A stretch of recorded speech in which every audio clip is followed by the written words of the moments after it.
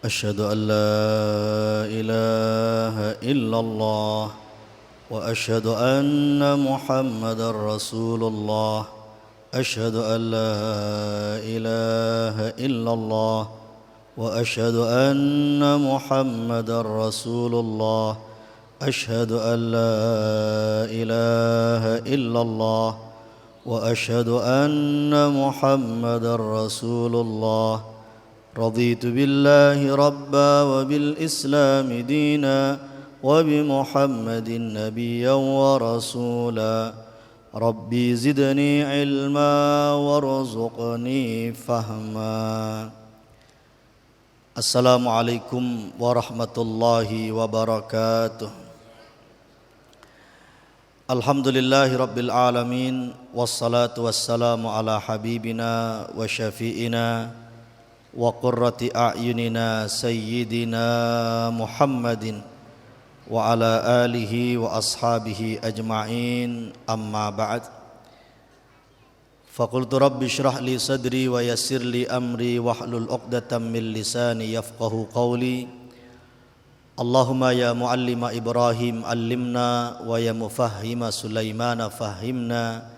Raditu billahi rabba wa bil islami dina wa bi Muhammadin nabiyya wa rasula. Rabbi zidni ilma warzuqni fahma. Amin ya rabbal alamin. Para hadirin hadirat, pengurus takmir dan seluruh jamaah Masjid Baitur Rahman ingkang mugi-mugi kula lan panjenengan sedanten tansah pinaringan sehat wal afiat, panjang umur fi taatillah wa taati Rasulillah sallallahu alaihi wasallam. Mugi-mugi keluarga sakinah mawaddah warahmah, anak turun saleh salihah. Mugi-mugi sadayanipun selamat dunya akhirat, bahagia fid dini wad dunya wal akhirah. Amin ya rabbal alamin. Kajian Ahlus Sunnah wal Jamaah malam hari ini, setelah pertemuan sebelumnya kita membahas tradisi sebelum kelahiran anak, telah kita bahas bagaimana perspektif Aswaja An-Nahdiyah dalam memandang tradisi yang ada di Nusantara. Misalnya neloni, ngapati, mitoni atau tingkepan. Maka di antara bangunan tradisi itu secara umum wonten tiga. Yang pertama tradisi sebelum kelahiran anak. Yang kedua tradisi seputar kematian atau kewafatan. Lalu yang ketiga yang tidak terkait dengan kelahiran dan kematian, tradisi secara umum. Ini akan kita bahas satu persatu bagaimana hujjah argumentasi atau dalil amalan-amalan yang sering kita lakukan.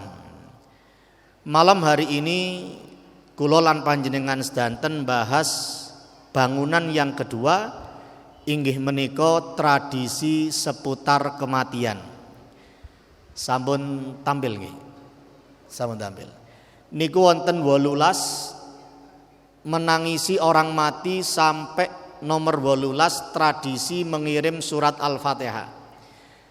Mangke 10 menit atau 15 menit terakhir insyaallah kita akan membahas tentang argumentasi nisfu Sya'ban. Kita selipkan keranten insyaallah hari ini kita berada di tanggal pinten niki? Malam hari ini 4 Sya'ban. 4 Sya'ban. Berarti mangke 14 Sya'bannya itu 7 atau 8 Maret. Memang masih sekitar 11 hari, tapi keranten pertemuan pengajian Aswaja ini pendak Jumat Legi, maka dibahas pertemuan berikutnya pun mepet Ramadan ya, pun kelewatan nisfu Sya'ban. 11 atau 12 hari lagi lek mboten lepat Selasa malam Rebo mangke dipasti akan malih. Selasa malam Rebo kita akan memperingati malam nisfu Sya'ban, pertengahan Sya'ban. Apa yang harus kita lakukan? Nanti 10 menit terakhir kita sisipkan pembahasan ini, mugi-mugi dados ilmu engkang barokah manfaat maslahat fid dini wad dunya wal akhirah, amin ya rabbal alamin. Bapak Ibu sekalian, tradisi seputar kematian bede belu beles nega setong 2 telok 4 lemak banyak kantor yang metur lagi. Eman gaman, semak gondang legi. Yang pertama, menangisi orang mati. Sampun pindah nih. Terengnya. Ke Tasik halaman pertama. Ya nawa nih. Oh, sampun. Sampun pindah? Sampun menangisi orang mati. Oke. Baik. Biasanya kalau ada orang meninggal dunia, menangisi orang mati. Niki nggih perlu dibahas. Keranten jenengan lek nangis cek mboten ragu-ragu. Mugi-mugi panjang umur sedanten, husnul khotimah sedanten, Allahumma amin. Lek wonten tiyang sedo terus ditangisi, niki manusiawi napa mboten? Manusiawi. Sesuatu yang sifat karakter manusia. Sing mboten menungso niku lek wonten dereke sedo terus malah guyu nih. Malah guyu niku sing mboten menungso. Maka secara manusiawi normal. Biasanya kalau yang laki-laki meninggal itu sing estri nggih nangis. Sebaliknya juga kalau yang perempuan meninggal sang suami juga menangis. Cuma nangisnya kata sing bundi? Sing jaler apa sing estri? Sebenarnya sama-sama sedih, cuma ekspresi menangis itu lebih banyak ditampakkan oleh perempuan, tapi laki-laki pun sama. Bagaimanapun niki garwo, sigarane nyowo, atau anak atau paman, ayah, ibu. Nabi Muhammad sallallahu alaihi wasallam pernah menangisi kepergian putra beliau Ibrahim radhiyallahu anhu. Disebutkan dalam Sunan Ibnu Majah hadis nomor 1657. An Asma'a binti Yazid, diriwayatkan dari Asma binti Yazid, qalat, beliau berkata, lamma tuwfiya ibnu Rasulillah sallallahu alaihi wasallam, ketika putra Rasulullah sallallahu alaihi wasallam meninggal dunia. Putra laki-laki beliau banyak, ada yang namanya Ibrahim, ada yang namanya Qasim. Kalau riwayat ini tentang putra beliau yang bernama Ibrahim. Ibrahim ini meninggal ketika kecil. Tentang Ibrahim ini ada argumentasi terkait riwayat mengenai beliau, kapan kita memberi nama. Ada waliwatut tasmiyah. Ada yang mengatakan kita memberi nama itu 7 hari setelah kelahiran. Tapi lek tiang Indonesia biasane mboten. Ngenteni 7 dinoe biasane pun diselek kali bidane niki. Bidan pun badhe nyatet untuk merekap akte kelahiran. Niki asmane sinten, diberi nama siapa? Biasanya sebelum lahir sudah siap nama. Lek dereng siap nama, malih jenenge menyusul.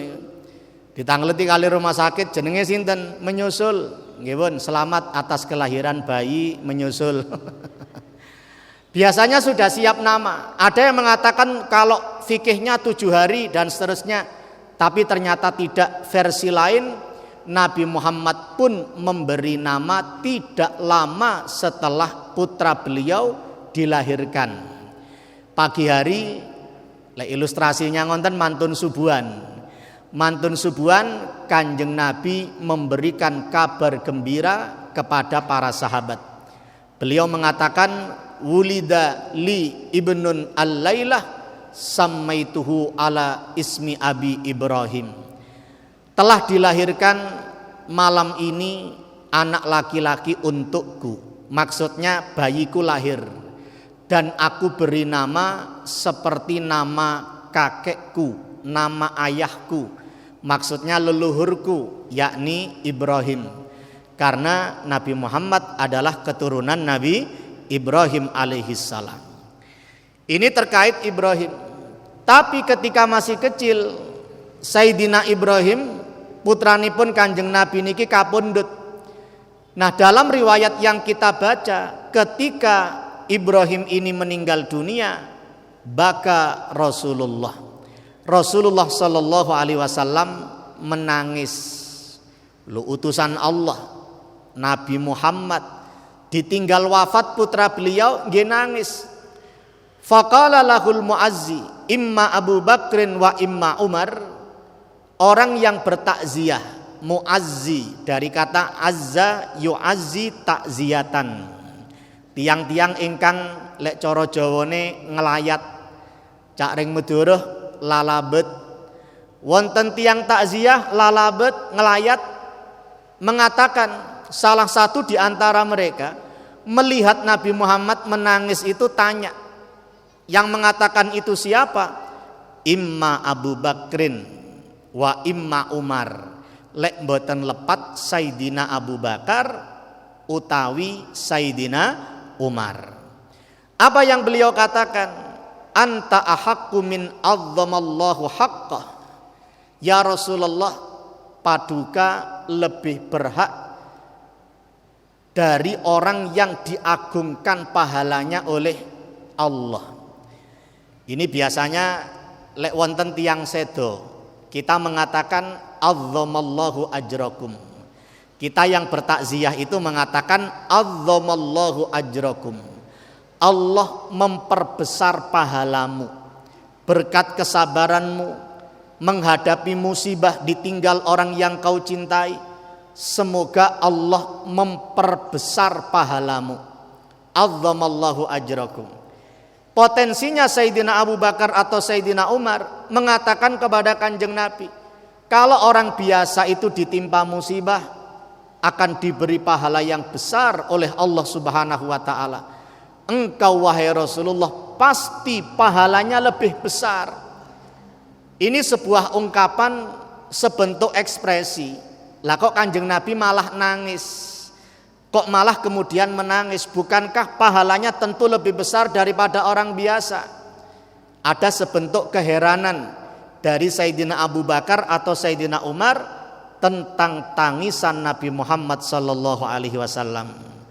Mendengarkan itu, qala Rasulullah sallallahu alaihi wasallam bersabda, tadma'ul ain wa yahzanul qalbu wa la naqulu ma yuskhitur rabba laula annahu wa'dun sadiqun wa maw'udun jami'un wa annal akhirata tabi'un lil awwali lawajadna alika ya Ibrahim afdala mimma wajadna wa inna bika lamahzunun. Apa artinya napa ingkang dijawab dening Kanjeng Nabi Muhammad?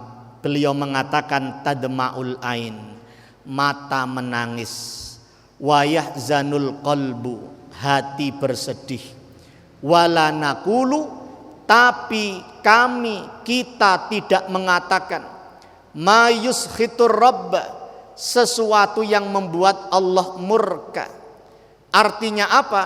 Memang saya menangis, hati bersedih, ini manusiawi, ditinggal wafat anak pasti kemudian menangis, hati pasti kemudian bersedih.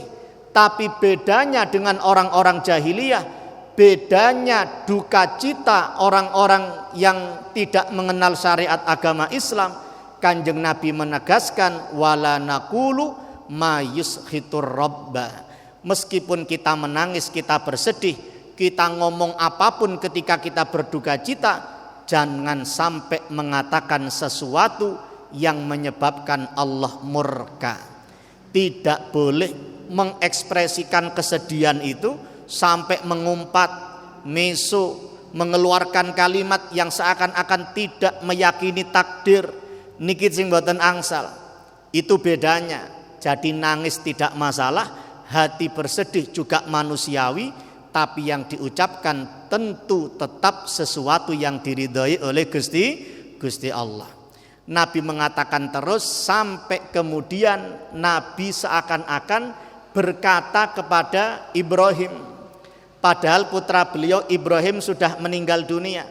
Apa yang dikatakan oleh Nabi Muhammad, la wajadna alika ya Ibrahim afdala mimma wajadna, pasti kami terhadapmu wahai Ibrahim akan mendapati yang lebih afdal dari apa yang sudah kami dapati atau kami dapatkan.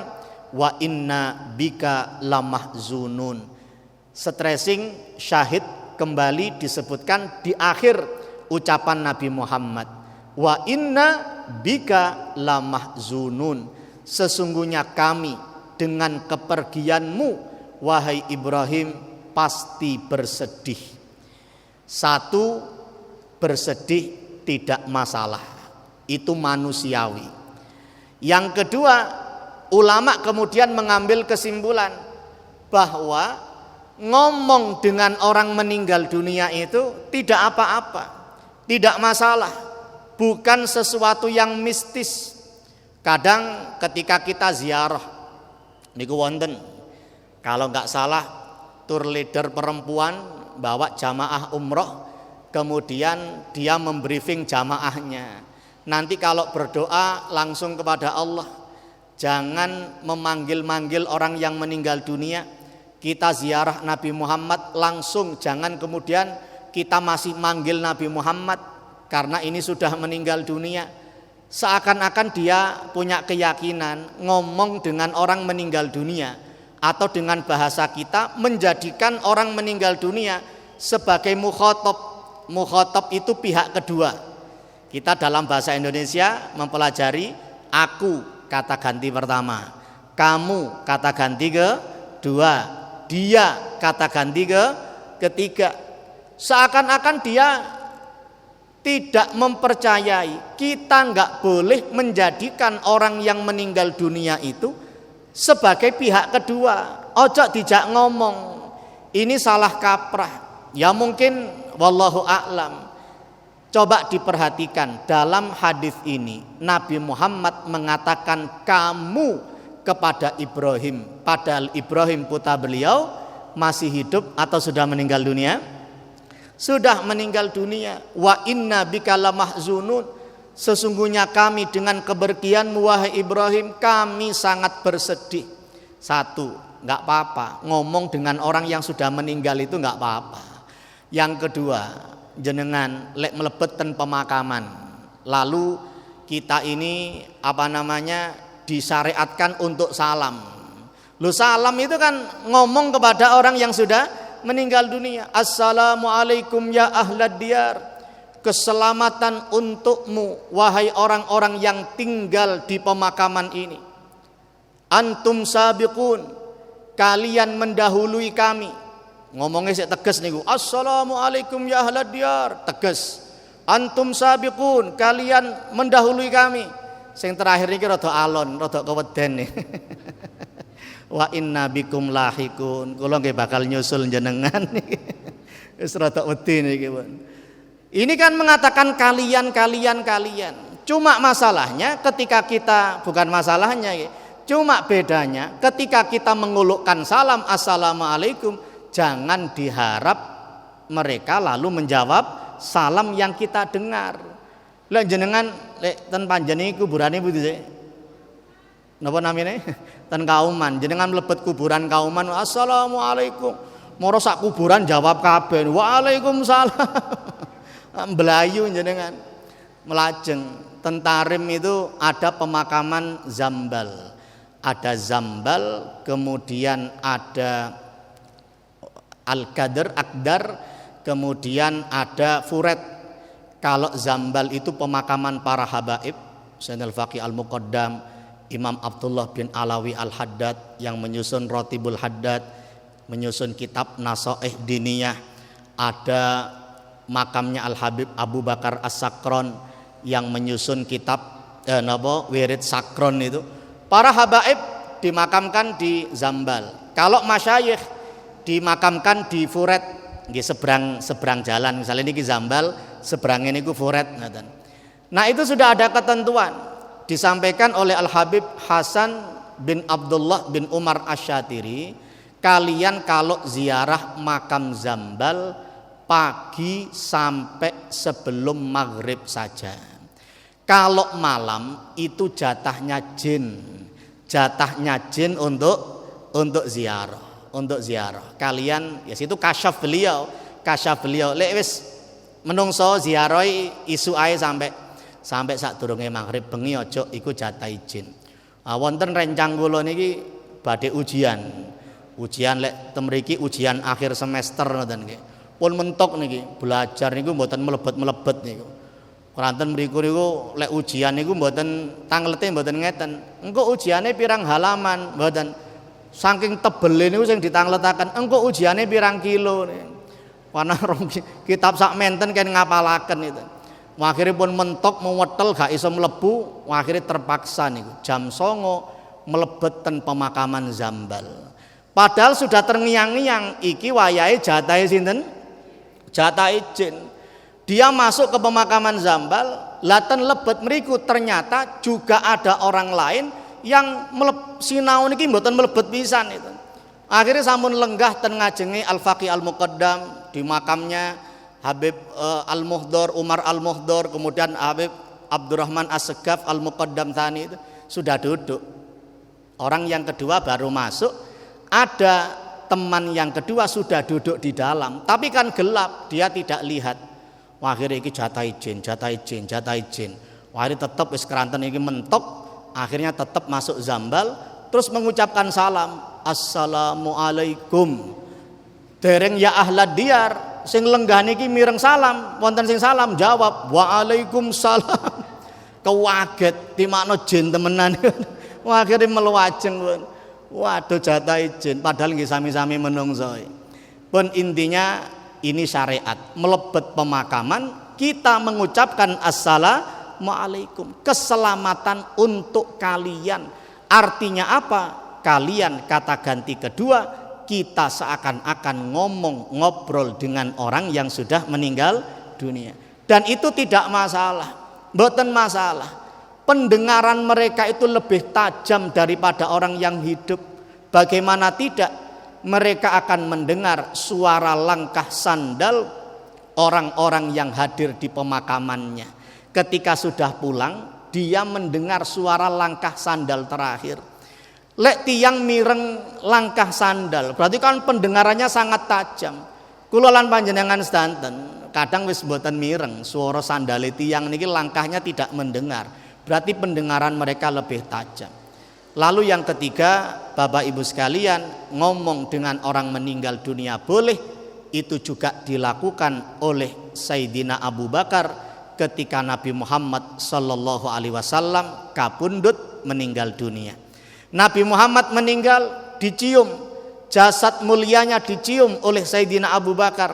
Lalu apa komentar Sayyidina Abu Bakar? Ya Rasulullah, tibta hayyan wa mayyita. Wahai utusan Allah, baumu harum ketika masih hidup dan ketika sudah meninggal dunia. Panjenengan wonten, panjenengan kapundhut, jasad panjenengan selalu harum. Sayyidina Abu Bakar mengatakan panjenengan, padahal Kanjeng Nabi secara zahirnya sudah meninggal dunia. Bapak Ibu sekalian, inilah riwayat pertama dalam Sunan Ibnu Majah. Hadis 1657 ada penjelasan tentang hukum boleh kita mengucapkan sesuatu kepada orang meninggal dunia, tapi pada intinya syahid atau stressingnya adalah menangisi orang yang meninggal dunia. Ini tidak mengapa, sesuatu yang manusiawi. Nabi Muhammad pun juga pernah menangisi kepergian putra beliau, yakni Sayyidina Ibrahim radhiyallahu anhu. Sallu ala Nabi Muhammad. Niki riwayat ingkang nomor kali. Rasulullah juga menangis ketika berziarah ke makam ibunda beliau. Disebutkan dalam Sahih Muslim hadis nomor 2304. An Abi Hurairah qala zaran Nabi sallallahu alaihi wasallam qabra ummihi fabaka wa abka man haulahu. Diriwayatkan dari sahabat Abu Hurairah, beliau berkata, suatu saat Nabi Muhammad sallallahu alaihi wasallam menziarahi makam ibunda beliau, lalu beliau menangis dan membuat orang sekitar beliau juga menangis. Kita sudah maklum Nabi Muhammad tidak bisa langsung menziarahi makam ibunda beliau.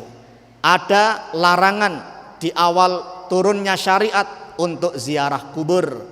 Nabi pun melarang orang-orang untuk berziarah kubur, tapi ada kerinduan bagi beliau untuk menziarahi makam ibunda beliau.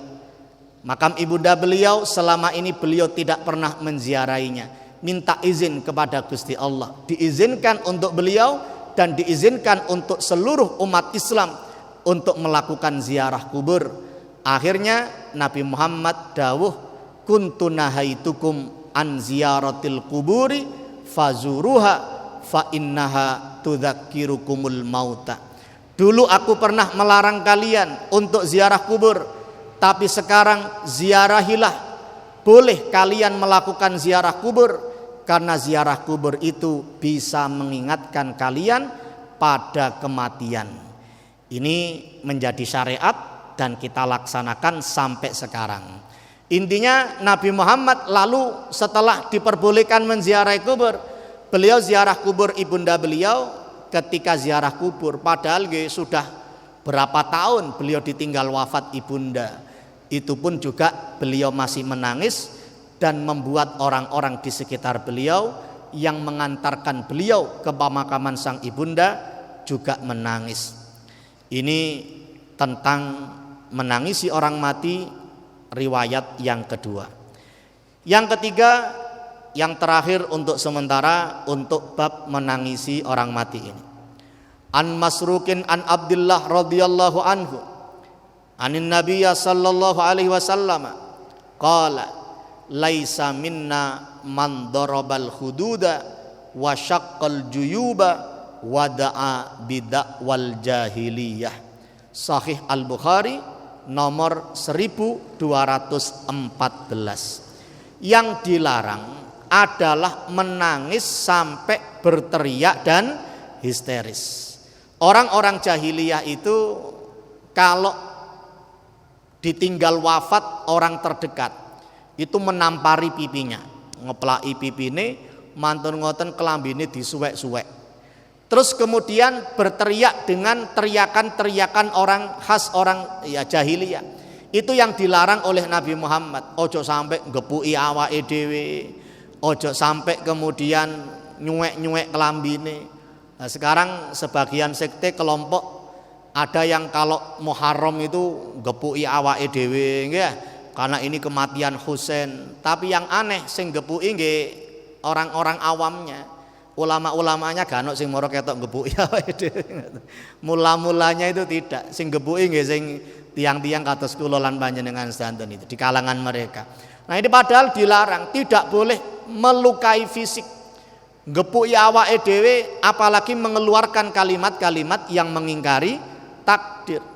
Tetap nangis mboten napa-napa, hati bersedih juga manusiawi, tapi tidak sampai mengucapkan kalimat yang membuat Allah tidak ridho, membuat Allah murka, wal iyadu billah. Bapak Ibu sekalian, ini menangisi orang mati sesuatu yang terjadi ketika ada orang meninggal dunia. Lebih lanjut mangke nopo hukume mengharumkan jenazah dengan membakar dupa, mengiringi jenazah dengan bacaan tahlil. Lek berangkat ngoten kan terus diwaosaken tahlil. Sebagian mboten purun, ojo kano hadise dhaif, hadise lemah. Mengiringi orang dengan bacaan la ilaha illallah, la ilaha illallah. Itu ada yang mengingkari, tapi nanti ada argumentasinya. Sementara seputar kematian sampai situ dulu. Ada waktu sekitar 10 menit kita membahas nisfu Sya'ban yang insya Allah sampun ganti slide-nya sampun. Insya Allah sekitar 7 atau 8 Maret. Insya Allah 7-nya itu. 7-nya malam 8, Selasa malam Rebu. Apa amaliyah nisfu Sya'ban? Insya Allah sudah biasa kita lakukan, tapi secara aswaja apa argumentasi dan dalilnya? Pertama, kita biasa membaca surat Yasin pada malam nisfu Sya'ban. Ping pinten biasa ya?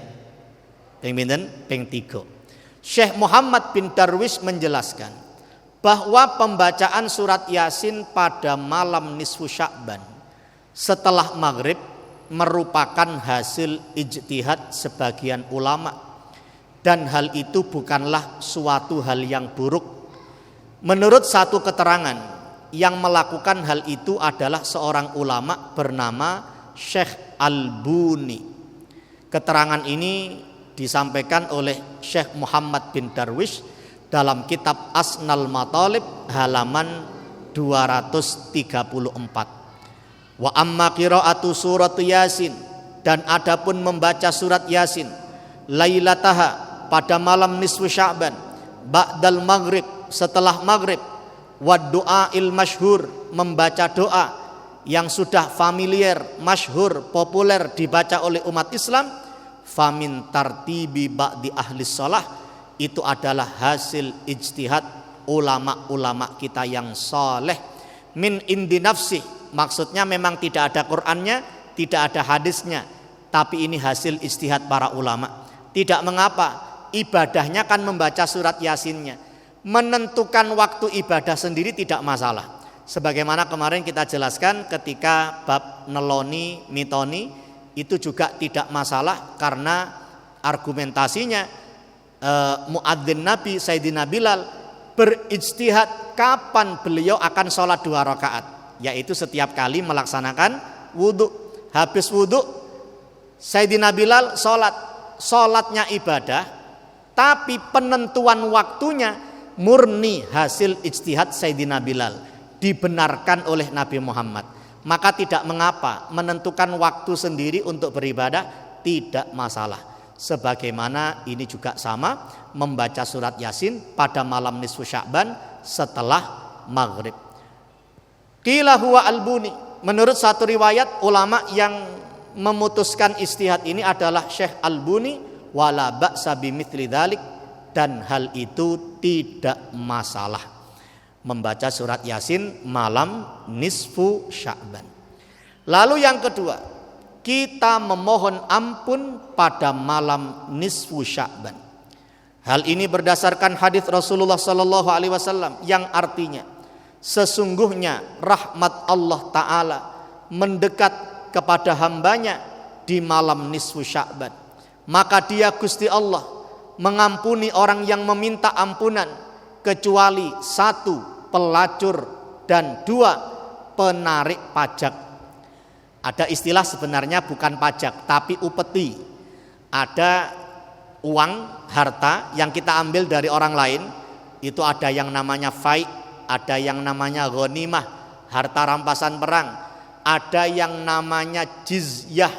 Jizyah itu negara Islam, pemerintah Islam mengambil pajak dari non muslim warga negara, dan di Indonesia tidak ada jizyah. Yang ada adalah pajak, tapi yang dimaksud di sini bukan pajak dalam pengertian sing wonten napa niki pemerintah urusan pajak itu bukan, tapi upeti. Upeti yang hanya untuk raja itu, untuk kemaslahatan raja. Kalau itu namanya asyar, orang yang menarik upeti. Ini maksudnya bukan doribah. Leten Indonesia doribah. Bedanya apa? Kalau jizyah hanya dibebankan kepada warga negara non muslim. Kalau pajak dibebankan kepada warga negara baik muslim maupun non muslim. Dan itu ada pembahasan sendiri. Ini yang dimaksud upeti. Upeti, rakyat panen harus ngirim upeti kepada raja. Tidak dikembalikan kepada rakyat, tidak ditaruh di baitul mal, tapi hanya untuk memperkaya raja itu. Ini orang kedua yang tidak akan diampuni oleh Allah di malam nisfu Sya'ban. Sebenarnya ada empat yang tidak diampuni oleh Allah di malam nisfu Sya'ban. Yang ketiga dan keempat disebutkan dalam riwayat ini. Kalau yang dua pertama disebutkan di Al-Jami' As-Shaghir, illal baghiya bi farjiha wal asyar, yang tidak diampuni oleh Allah pada malam nisfu Sya'ban meskipun minta ampunan kepadanya, satu, pangapunten orang-orang yang menjual diri, pelacur. Yang kedua wal asyar, penarik upeti. Yang dua sisanya ini illa li musyrikin, kecuali orang yang menyekutukan Allah. Dan yang keempat au musyahin, orang yang berseteru, gegeran, tukaran. Ini yang tidak bakal diampuni oleh Allah pada malam nisfu Sya'ban. Insya Allah kita terhindar dari keempat kategori ini. Kita mohon ampun kepada Allah di malam nisfu Sya'ban, dan semoga ampunan benar-benar diberikan kepada kita semuanya. Allahumma amin. Ini kesempatan dosa kita diampuni. Keranten kula lan panjenengan sedanten iki dosane gedhe napa kada? Dosane gedhe napa kada? Ya sak temene mboten usah dijawab. Pun semerap lek dosa kula niki kada. Niki. Yang ketiga, memperbanyak doa. Dalam As-Sunan Al-Kubra 6087, Ma'rifatus Sunan dan seterusnya, Al-Baihaqi mengutip penjelasan Imam Syafi'i sebagai berikut: wa balaghana annahu kana yuqalu ad-du'a yustajabu fi khamsi layalin fi lailatil jumu'ati wa lailatil adha, dan seterusnya. Telah sampai kepada kami bahwa doa dikabulkan dalam 5 malam. 1. Awal malam bulan Rajab, telah berlalu sekitar sebulan yang lalu. 2. Malam nisfu Sya'ban. 3, 4, 2 malam hari raya, malam Idul Fitri, malam Idul Adha, dan yang kelima malam Jumat. 5 malam ini waktu mustajab untuk berdoa. Salah satunya nanti yang mendekat dengan kita adalah malam nisfu Sya'ban. Maka marilah kita memperbanyak doa. Doanya yang seperti apa? Bagaimana dengan redaksi doa ingkang wonten ten Majmu' Syarif itu?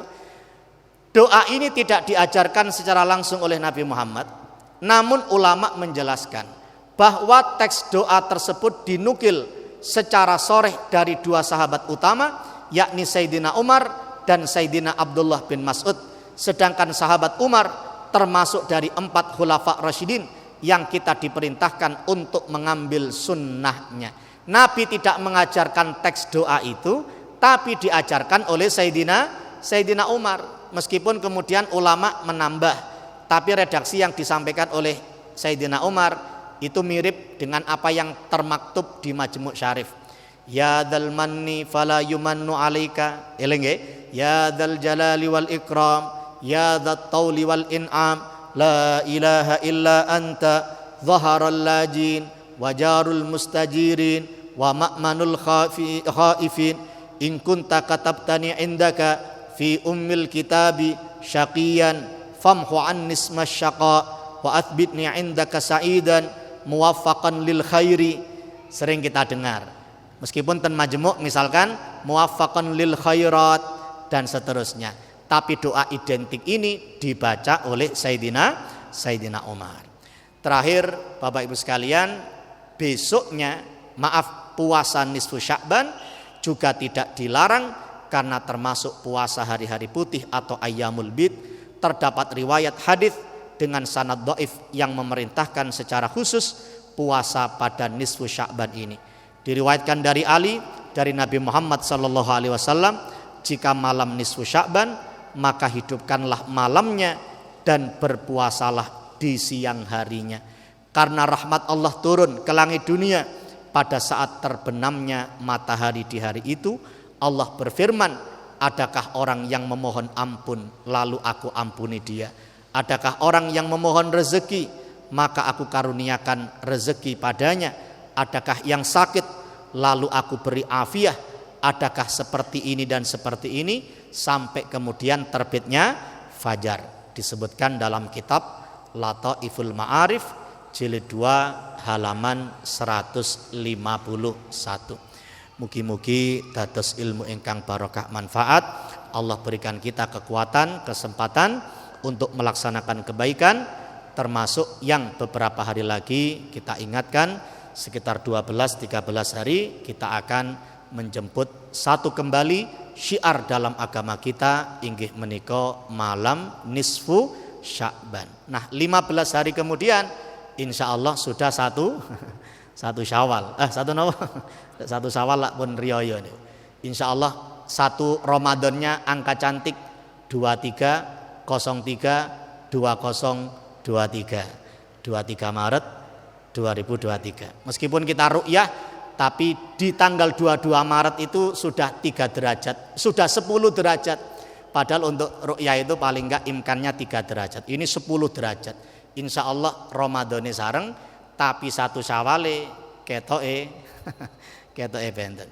Tapi mugi-mugi sehat walafiat, panjang umur fi taatillah, kita bisa menambah amal kebajikan kita. Amin ya rabbal alamin.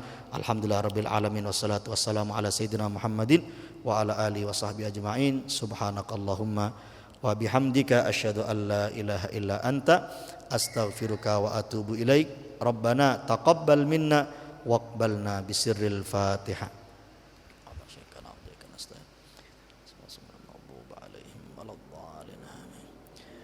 Demikian yang dapat kami sampaikan. Wallahul muwaffiq ila aqwamit thoriq. Wassalamualaikum warahmatullahi wabarakatuh.